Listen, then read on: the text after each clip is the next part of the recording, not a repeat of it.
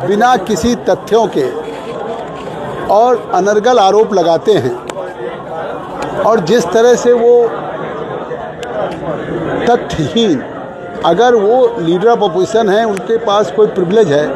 तो प्रधानमंत्री हों या कोई मेंबर ऑफ पार्लियामेंट, उसके भी प्रिविलेज हैं। लेकिन जिस तरह से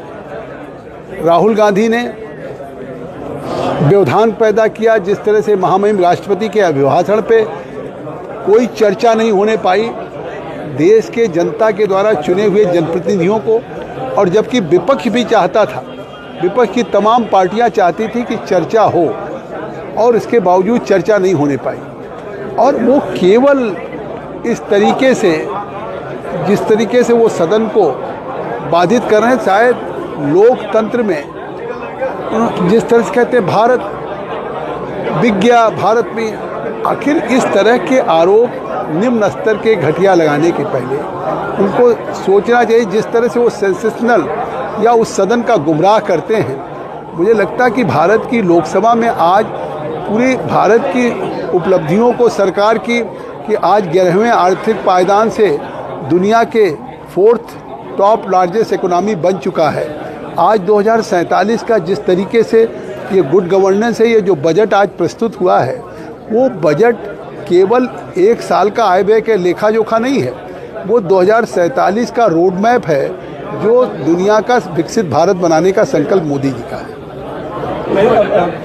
बंगाल के नेता है जो टीएमसी विधायक हैं, उन्होंने विवादित बयान अक्सर देते हैं। वो कह रहे हैं कि जो है यहाँ पे हम बाबर का जो है नाम बनाएंगे, बाबर के नाम से मस्जिद बनाएंगे। विपक्ष कह रहा है कि जो नहीं, भारतीय जनता पार्टी कह रही है, युवा नेता कह रहे हैं, सब चीज़ें हैं। देखिए, बंगाल में जिस तरीके से ये सुनिश्चित है कि इस बार के चुनाव में टीएमसी का जाना सुनिश्चित है, उनकी बौखलाहट, जिस तरह से ममता बनर्जी SIR के लोगों का काम नहीं करने दिया,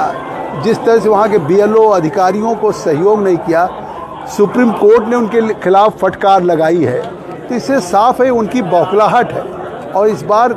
जनता सुनिश्चित कर चुकी है कि इस बंगाल में परिवर्तन होगा। और आज जिस तरीके का बंगाल में नेक्सस बन गया है, वहाँ के पुलिस को एक तरह से टीएमसी के कार्यकर्ता हो गए, बड़े पैमाने पे बीजेपी के कार्यकर्ताओं के साथ, लोगों के साथ जिस तरह से हिंसा हो रही है, हत्याएं हो रही, वहाँ कानून व्यवस्था नाम की कोई चीज़ नहीं। बाबरी मस्जिद की बात वहाँ पर हुमायूं अकबर ने वहाँ बाबरी मस्जिद की बात कही है, न्यू रखी है। देखिए, अब वो क्या कर रहे हैं, जिस चीज़ का पटाक्षेप हो गया, मुझे लगता है कि शायद वो केवल एक राजनीति के लिए हो रहा है। योगी जी कह रहे हैं कि जो है नस्तानबूद करने की जो कभी क़यामत तक जो है नहीं